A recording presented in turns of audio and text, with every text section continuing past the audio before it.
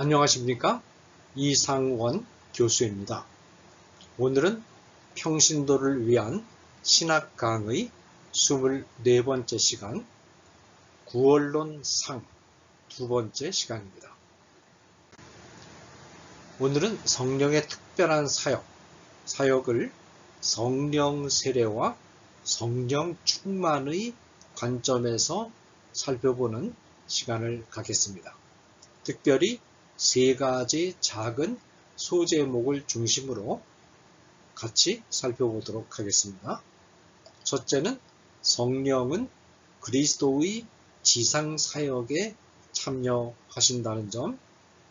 둘째는 그리스도의 구속사역을 완성하고 최초로 적용하는 오순절 성령 강림에 대해서. 셋째는 오순절 성령 강림의 단회성과 연속성에 대해서. 먼저 성령은 그리스도의 지상사역에 참여하신다는 점을 살펴보겠습니다. 그리스도께서 성령으로 동정녀 마리아에게 잉태되셨죠. 누가복음 1장 35절에 성령이 내게 임하시고 나실 바 거룩한 이는 하나님의 아들이라. 이 마리아에게 천사가 한 말입니다. 성령은 마리아의 몸을 통하여 예수님의 인성을 새롭게 창조하셨습니다. 신학자 오웬은 말하기를 수태의 능동적이고 효과적인 원인은 성령, 수동적이고 물질적인 원인은 마리아. 아주 적절한 표현이죠. 또 예수님이 세례 받으실 때 성령이 강림하셨습니다. 누가복음 3장 21절 22절에 성령이 비둘기같이 그 위에 강림하시더니 라는 말씀이 있죠. 성령의 강림은 예수님의 메시아 사역이 시작됨을 공적으로 선포한다는 것을 뜻합니다. 예수님이 공적 사역을 시작하신 때가 30세쯤인데 누가복음 3장 23절에 따르면, 그런데 이 30세라는 나이는 제사장들이 성전 복무를 시작하는 나이입니다. 민수기 4장 3절. 따라서 예수님은 구약의 본문을 최대한 존중하시면서 공적 사역을 시작하신 것을 알 수 있습니다. 또 성령에게 이끌려 나가셔서 광야에서 40일간 시험을 받으셨죠. 마가복음 4장 1절. 40일은 이스라엘 백성들이 광야에서 40년간 시험 받은 것을 상징합니다. 또 그리스도의 십자가상의 죽으심에 참여하셨습니다. 히브리서 9장 14절에 성령으로 말미암아 흠없는 자기를 하나님께 드린 그리스도의 피, 그래서 십자가 위에서 죽으시는 사역에도 성령이 도우셨음을 알 수 있습니다. 또 그리스도의 부활에도 참여하셨습니다. 로마서 8장 11절에 예수를 죽은 자 가운데서 살리신 이의 영, 그런 표현이 있죠. 작은 소제목 두 번째는 그리스도의 구속 사역을 완성하고 최초로 적용하는 오순절 성령 강림에 대해서. 하나님이 만민에게 영을 부어줄 것이라는 요엘서 2장 28절에서 32절의 예언이라든지 요한복음 14장 26절에 예수님이 제자들을 떠난 이후에 보내실 보혜사 성령의 약속, 또 성령으로 세례를 받으리라는 사도행전 1장 5절의 약속, 성령이 임하시면 권능을 받을 것이라는 사도행전 1장 8절의 예고에 따라서 오순절에 성령이 강림하셨습니다. 오순절 성령 강림의 특징 가운데 하나가 불의 혀 같은 모양으로 성령이 강림하셨는데, 이 불의 혀가 사실 중요한 의미를 지니고 있습니다. 불이라고 하는 것은 죄를 제거하는 은혜의 세례를 상징합니다. 오순절 성령 강림 사건은 성령의 세례를 의미합니다. 죄를 제거하는 성령의 세례를 의미합니다. 혀는 바벨탑 사건 이후에 인류 분열의 단초가 되었던 언어의 장벽을 넘어서서 분열이 극복된 화해의 새 시대가 시작되었음을 시사합니다. 제자들은 성령의 충만을 받은 증거로서 외국어의 은사를 받아서 외국어로 복음을 전하기 시작했고, 청중들은 자기 나라 말로 알아들었습니다. 이 사건에서 120명의 제자들이 동시에 외국어를 말하는 것도 기적이고 수십 개의 언어가 동시에 발화되는데 청중이 자기 나라 말을 골라서 알아듣는 것도 사실 기적입니다. 왜냐하면 수십 개의 언어가 동시에 발화가 되며 웅성거리는 소리만 들릴 뿐 이게 섞여서 무슨 소리를 하는지 알아들을 수 없게 되거든요. 그런데 이상하게 수십 개의 언어가 동시에 발화되는데도 불구하고 각 나라 사람들이 자기 언어를 골라서 쏙쏙 알아듣는다. 이것은 기적이 아니면 불가능한 사건입니다. 오순절 성령 강림 사건은 성령의 세례와 성령의 충만이 함께 나타난 사건입니다. 성령의 세례는 성령의 충만과 동시에 나타나거나 선행합니다. 성령의 세례를 받고 성령의 충만이 나타나지 않는 것은 가능하지만 성령의 세례가 없이 성령의 충만이 있을 수는 없습니다. 성령의 세례는 구원 사건입니다. 믿지 않던 인간을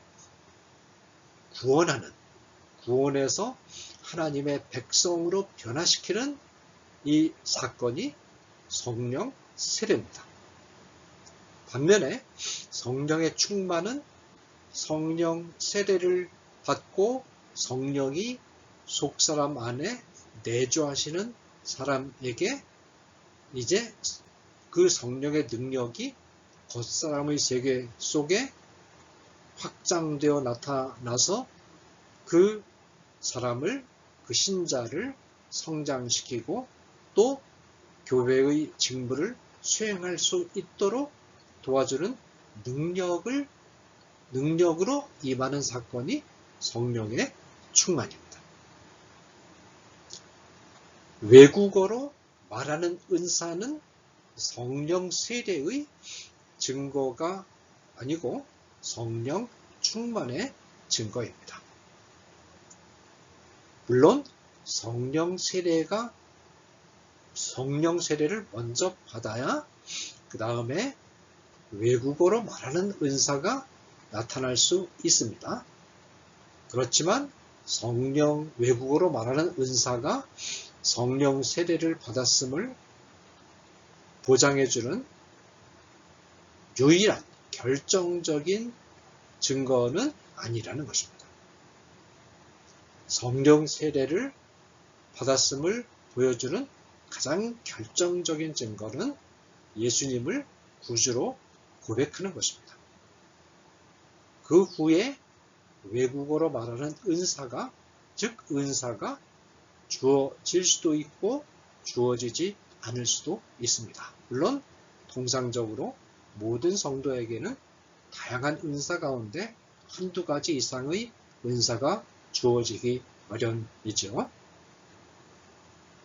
자, 그 다음에 오순절 성령 강림의 단회성과 연속성에 대해서 살펴보겠습니다. 오순절 성령 강림은 예수 그리스도의 성육신, 죽음, 부활, 승천으로 연결되는 구속사건을 완결하는 사건으로서는 단회적 사건입니다. 그러니까 예수 그리스도께서 이룩하시는 객관적인 구속사건은 성육신, 성육신도 한 번으로 끝납니다. 예수 그리스도의 죽으심도 한 번으로 끝납니다.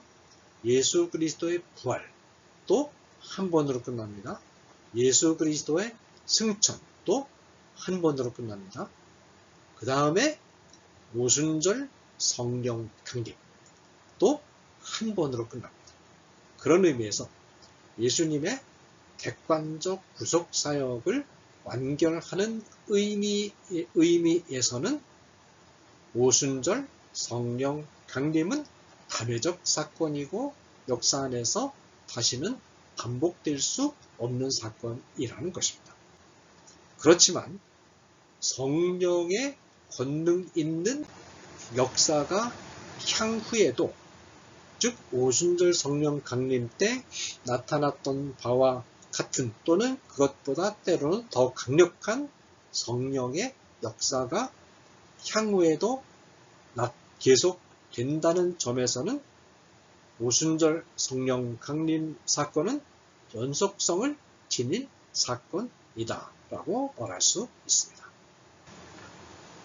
구속의 경륜에 있어서 예수님의 십자가 죽음, 부활, 승천이 반복될 수 없는 것처럼 오순절 성령 강림도 반복될 수 없습니다. 그러나 성령의 세례, 즉 믿지 않던 사람을 믿는 사람으로 신분을 변화시켜주는, 구원하는 성령의 세례는 역사 안에서 거의 무한히 반복된다. 그렇게 볼 수 있고, 이렇게 구원받은 신자에게 성령의 권능이 나타나서 그 사람의 신앙생활을 성장시키고 교회의 특별한 직무를 수행하게 하는 성령 충만의 사건은 이후에도 반복해서 나타난다라는 것입니다. 오순절 성령 강림 때 제자들이 했던 경험은 언약의 전환기, 구약에서 신약으로 언약이 전환되어가는 그 시기에 살고 있었던 제자들의 특수한 상황에서 일어난 것으로서 단회적이며 언약의 전환이 완결된 시대의 성도들이 경험할 수 없는 부분이 있습니다. 그런 점에서 단회적인 것이죠. 자, 그러면 제자들이 했던 특수한 경험이란 무엇인가? 첫째로, 제자들은 오순절 전에 성령의 세례를 받은 자들입니다. 요한복음 15장 3절에 예수님께서 너희는 이미 깨끗하여졌으니, 즉 죄의 세력으로부터 깨끗해졌다는 말이죠. 죄의 세력으로부터 깨끗해졌다는 것은 성령이 아니고는 불가능한 일입니다. 즉 제자들이 성령 세례를 받았다는 뜻입니다. 둘째로, 성령 세례를 받은 제자들은 부활하신 날 저녁에 예수님으로부터 성령을 받았습니다. 요한복음 20장 20절에서 22절, 예수께서 그들을 향하여 숨을 내쉬며 이르시되 성령을 받으라. 이때 제자들이 받은 성령은 직무 수행을 위한 성령의 충만입니다. 어떤 직무? 죄 사함의 복음을 전하는 직무. 전하는 사역. 요한복음 20장 23절에 그러니까 예수님께서 성령을 받으라. 이게 성령 충만이죠. 받으라고 명령하신 후에 바로 이어지는 요한복음 20장 23절에서 너희가 누구의 죄든지 사하면 사하여질 것이요 누구의 죄든지 그대로 두면 그대로 있으리라. 이 복음 전하는 죄 사함의 소식, 복음을 전하는 사역을 수행하는 직무 수행을 하도록 하기 위해서 예수님께서 성령을 주셨는데 이미 성령 세례를 받고 깨끗하여진 제자들에게 능력으로서의 성령, 직무 수행의 능력으로서의 성령, 즉 성령 충만을 새롭게 주신 것입니다. 제자들은 이미 성령의 세례를 받은 자들이기 때문에 직무 수행을 위한 성령의 충만을 받을 수 있었습니다.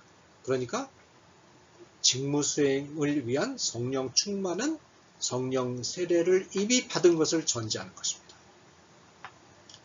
제자들이 요한복음 20장에서 부활한 날 저녁에 받은 성령의 성령, 즉 성령의 충만은 요한복음 14장 26절에 보내시겠다는 약속을 실현하는 것이 아닙니다.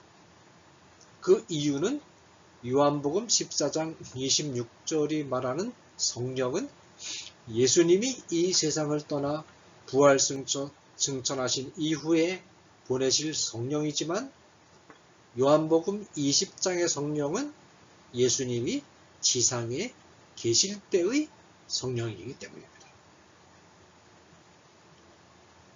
셋째로 성령 세례를 받고 성령 충만을 받은 제자들이 그러니까 요한복음 그 앞에서 이처럼 요한복음 기록이 보여주는 것처럼 성령 세례를 받고 성령 충만을 제자들이 받았는데 오순절 성령 강림 때 성령 세례와 성령 충만을 한 번 더 받았습니다.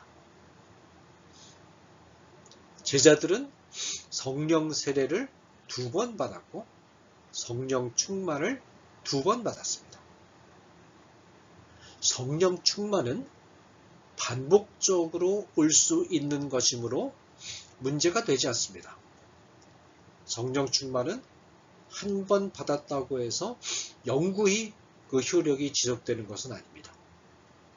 어떤 직무 수행을 위해서 성령 충만을 받았다가 그 직무 수행이 끝나면 성령 충만이 떠날 수도 있습니다. 따라서 성령 충만은 거듭거듭 간구해야 되고 반복해서 받아야 되고 받을 수가 있습니다. 그런데 문제는 성령 세례를 2번 받았다는 것이 문제가 됩니다. 그러면 이것이 언약의 전환기에 제자들이 받았던 독특한 성령 세례이고 이것이 그 후에 반복될 수 없는 단회적 사건이라는 겁니다.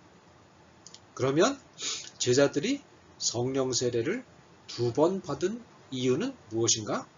그 이유는 예수님이 비하의 신분에 계실 때, 즉 지상에서 살아계실 때는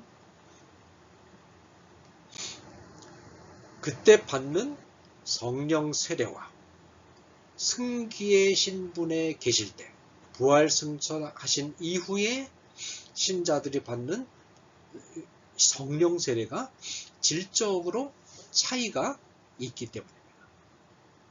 그리스도가 비하의 신분에 계실 때, 지상에서 살아 계실 때는 그리스도와 신자의 연합이 있을 수가 없습니다. 왜냐하면 그리스도께서 신체로 살아 계시기 때문에.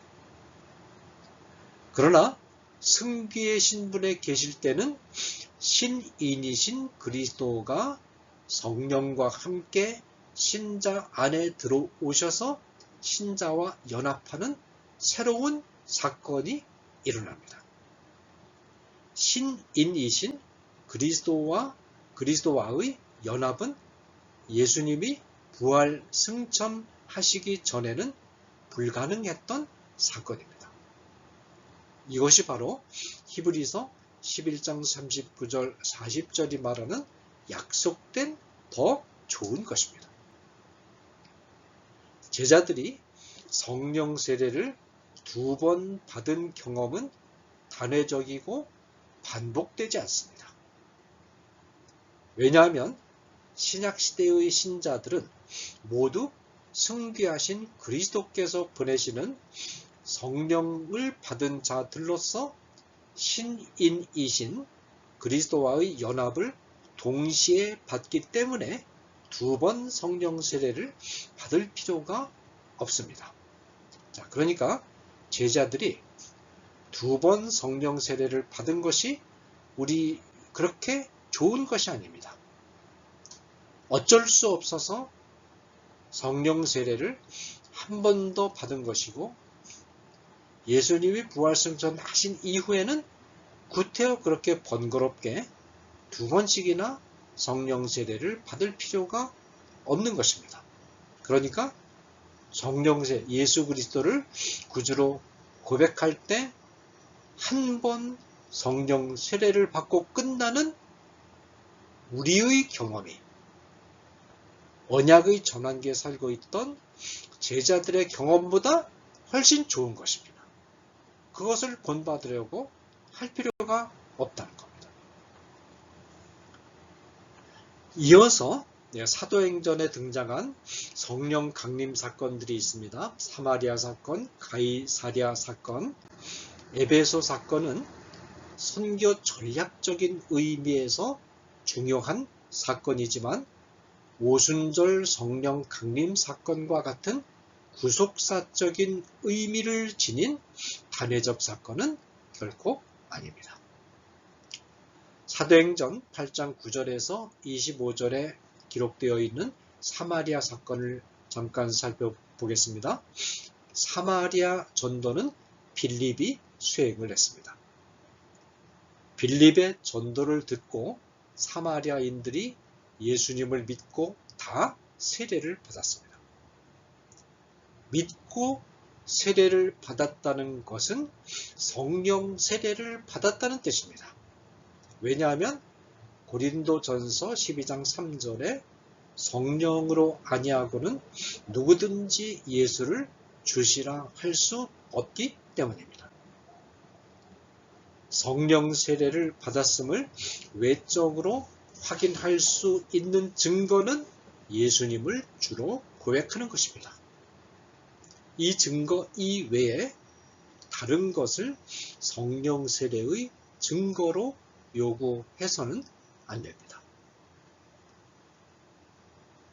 그 다음에 이 사마리아인들이 받은 세례는 요한의 세례. 이 요한의 세례는 성령이 임하는 것과는 무관한 회개의 의식입니다. 요한의 세례이고, 따라서 성령을 받지 않았다는 로이드 존스의 해석은 잘못된 해석입니다. 이미 오순절 성령을 받은 빌립이 구원의 효과가 없는 요한의 세례를 주었다는 것은 말이 안 됩니다. 사마리아 전도 소식을 듣고 베드로와 요한이 사마리아에 왔을 때 한 사람에게도 성령 내리신 일이 없음을 발견했다라고 했는데, 이것은 무슨 뜻인가? 베드로와 요한이 사마리아에서 발견한 것은 사마리아인들이 성령 세례를 받고 신앙생활을 시작하긴 했으나 한 걸음 더 나아가서 성령의 은사를 받아서 교회를 세우고 고난을 이겨내고 전도의 사명을 수행하는 데 필요한 성령의 충만을 받지 못하고 우왕좌왕하고 있다는 것입니다.